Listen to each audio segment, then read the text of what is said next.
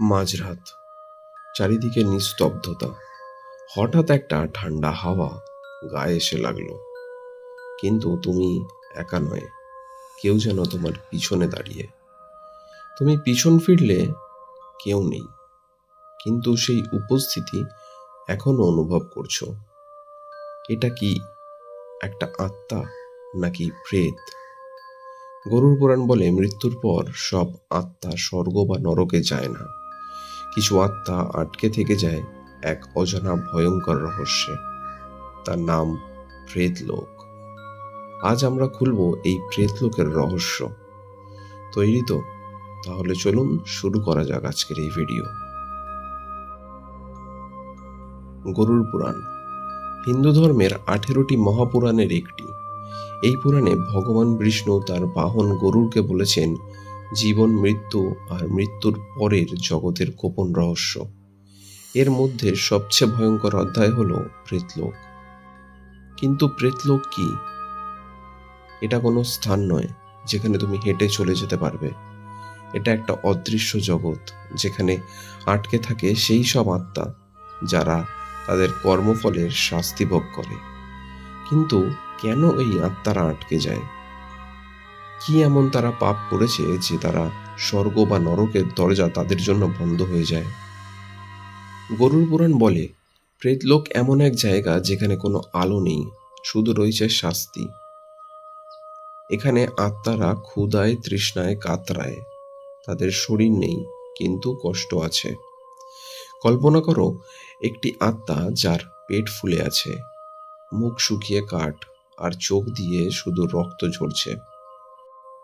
তারা চিৎকার করে, কিন্তু কেউ শোনে না তাদের। গরুর পুরাণে বর্ণিত এই প্রেতেরা কেন এত কষ্ট পায়? কারণ তারা তাদের জীবনে এমন কিছু পাপ করেছে যার শাস্তি তাদের প্রেত লোকে ভোগ করতে হয়। যেমন অতিরিক্ত লোভ, পরের ক্ষতি করা, বা পূর্বপুরুষদের শ্রাদ্ধ না করা। তুমি কি কখনো শুনেছ কোনো পরিবারে শ্রাদ্ধ না করার পর অদ্ভুত ঘটনা ঘটতে শুরু করেছে? গরুর পুরাণ বলে সবাই প্রেত হয় না, কিন্তু কিছু আত্মা আছে যারা তাদের জীবনের কাজের জন্য এই ভয়ঙ্কর শাস্তি পায়।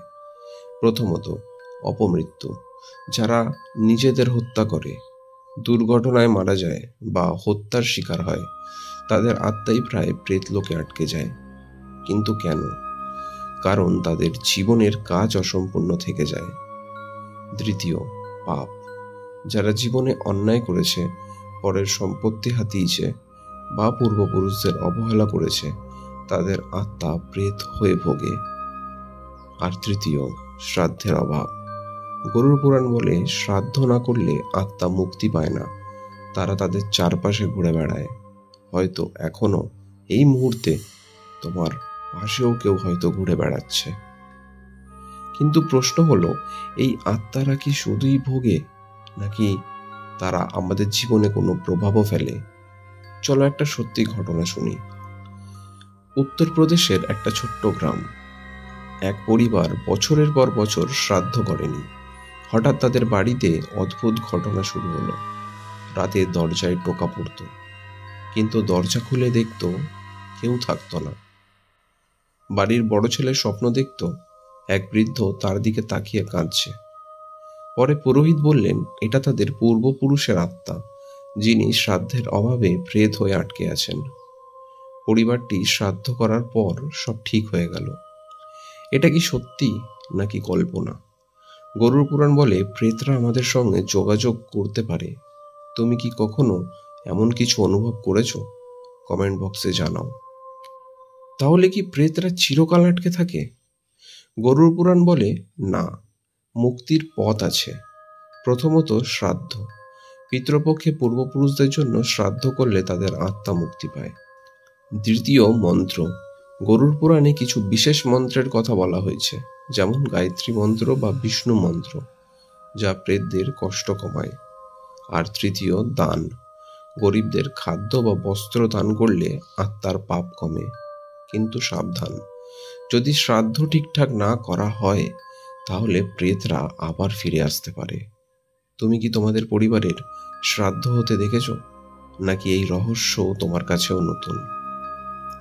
আজও ভারতে এমন জায়গা আছে যেখানে প্রেতলোকের উপস্থিতি অনুভব করা হয়, যেমন রাজস্থানের ভানগড় ফোর্ট, যেখানে সূর্য ডোবার পর কেউ থাকতে সাহস করে না, কিংবা রাজস্থানের কুলধারা গ্রাম, যেখানে রাতের বেলা কান্নার শব্দ শোনা যায়। গরুর পুরাণ বলে এই স্থানগুলোতে অপমৃত্যুর আত্মারা আটকে থাকে। বিজ্ঞান এটাকে কল্পনা বলে, কিন্তু তুমি কি মনে করো, এই স্থানগুলোর পিছনে কি সত্যিই প্রেতলোকের রহস্য লুকিয়ে আছে, নাকি এটা শুধুই মানুষের ভয়? প্রেতলোকের রহস্য আমাদের ভয় দেখায়, কিন্তু গরুর পুরাণ শেখায় যে ভয় নয়, কর্মই আমাদের মুক্তি দেয়। তাই তোমাদের পূর্বপুরুষদের শ্রাদ্ধ করো, ভালো কাজ করো, আর প্রেতলোকের ছায়া থেকে দূরে থাকো। তুমি কি এমন কোনো ভৌতিক অভিজ্ঞতার গল্প জানো? কমেন্টে শেয়ার করো। আর এই রহস্যময় জগতের আরও গল্প শুনতে চাইলে আমাদের চ্যানেলটি সাবস্ক্রাইব করো, বেল আইকন প্রেস করো। কে জানে, হয়তো পরের গল্প তোমাদের পাশের বাড়ি নিয়েই থাকবে। দেখা হবে তোমাদের সাথে পরের আরও একটা কোনো রহস্যময় বা ভৌতিক ভিডিওতে। ততক্ষণ ভালো থাকো, সুস্থ থাকো এবং আমাদের সঙ্গে থাকো। ধন্যবাদ।